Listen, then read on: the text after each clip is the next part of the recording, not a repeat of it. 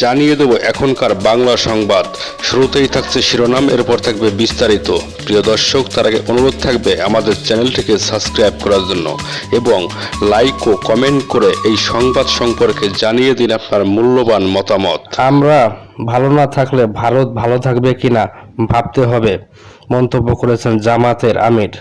জামাতে ইসলামী আমির শফিকুর রহমান বলেছেন, ভারত আমাদের প্রতিবেশী দেশ, তাদের স্বাধীনতাকে আমরা সম্মান করি। আমরা তাদের নিয়ে সম্মান, শ্রদ্ধা, তার সম্প্রীতির সঙ্গে বসবাস করতে চাই। আমরা ভালো না থাকলে তারা ভালো থাকবে কিনা সেটা তাদের ভাবতে হবে। আজ শনিবার দুপুরে লালমনিরহাটের শহরে কালেক্টরেট মাঠে জেলা জামায়াত আয়োজিত জনসভায় প্রধান অতিথির বক্তব্যে শফিকুর রহমান এসব কথা বলেন। তিনি আরও বলেন, ভারতীয় সীমান্তরক্ষী বাহিনী আমাদের দেশে প্রবেশ করে লালমনিরহাটে ছেলে ভুট্টার পাতা সংগ্রহ করা ও হাসিনাকুরকে ধরে বুকের উপর পা দিয়ে গুলি করে টেনে ছিঁচড়ে নিয়ে গেছে। আমার প্রশ্ন, হাসিনাকুর মানুষ না, তারা কি অমানুষ? মানুষ হয়ে মানুষকে বুকের উপর পা দিয়ে গুলি করে কিভাবে হত্যা করে?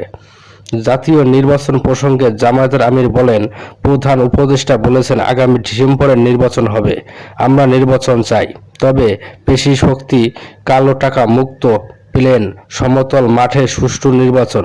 নির্বাচনের আগেই খুনিদের বিচার ও প্রয়োজনীয় সংস্কার করতে হবে। প্রয়োজনীয় সংস্কার ছাড়া পেশি শক্তির নির্বাচন দেশবাসী মেনে নেবে না।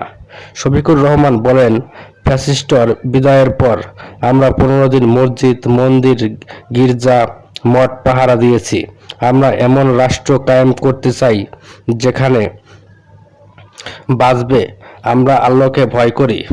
যারা আল্লাহকে ভয় করে তারা কখনোই অন্যের সম্পদ, সম্মান ও ইজ্জত নষ্ট করে না। আমরা সৎ লোকের ও কোরআনের শাসনে বাংলাদেশকে বদলে দিতে চাই। এতে আপনাদের পাশে চাই, আপনাদের বুকে একটু ঠাঁই চাই। আওয়ামী লীগের সমালোচনা করে জামায়াতের শীর্ষ নেতা বলেন, ফ্যাসিস্টরা জনগণের অধিকার ও কর্মসংস্থান কেড়ে নিয়েছিল, গুম, খুন ও আয়নাঘরে বন্দি করে জনগণকে কণ্ঠবোধ করেছিল। জনগণের আন্দোলনে তারা শুধু গদি ছাড়েনি, দেশ ছেড়ে পালিয়েছে, সহকর্মীদের পর্যন্ত বলে যেতে পারেনি। যারা দেশকে ভালোবাসে তারা কখনো দেশ ছেড়ে পালায় না, দেশের টাকা চুরি করে বিদেশে বেগমপাড়া বানায় না। জনগণের বিপক্ষে গিয়ে কেউ রক্ষা পায়নি, পাবেও না। শফিকুর রহমান আরও বলেন, ফ্যাসিস্টবাদী পতন হলেও ফ্যাসিবাদের পতন হয়নি। এখনো সড়ক, কারখানা সহ সর্বত্রই চাঁদাবাজ আর দখলবাজদের অত্যাচারে মানুষ অতিষ্ঠ। এই চাঁদাবাজদের বিরুদ্ধে সাধারণ মানুষ প্রতিরোধ গড়ে তুলতে শুরু করেছেন।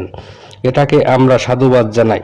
দুর্নীতি প্রসঙ্গে জামায়াতের আমির বলেন, রাষ্ট্র পরিচালনায় কর্মকর্তা কর্মচারীদের সম্মানজনক বেতন ভাতা নিশ্চিত করতে হবে, যাতে তারা সন্তোষজনক ভাতা নিয়ে সম্মানের সঙ্গে মানুষের সেবা করতে পারে,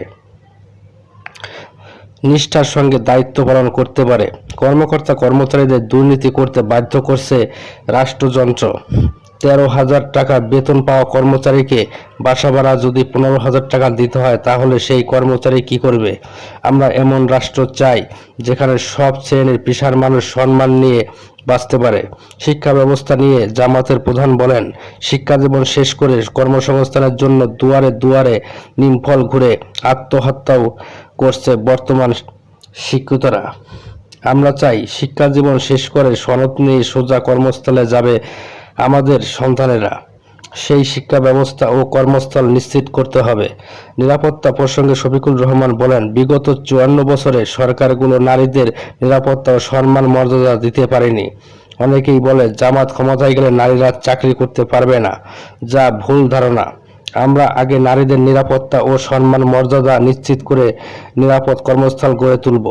আমরা এমন বাংলাদেশ গড়তে চাই যেখানে নারীরা স্বাধীনভাবে চলবে, কেউ তার দিকে চোখ তুলে তাকানোর সাহস পর্যন্ত পাবে না।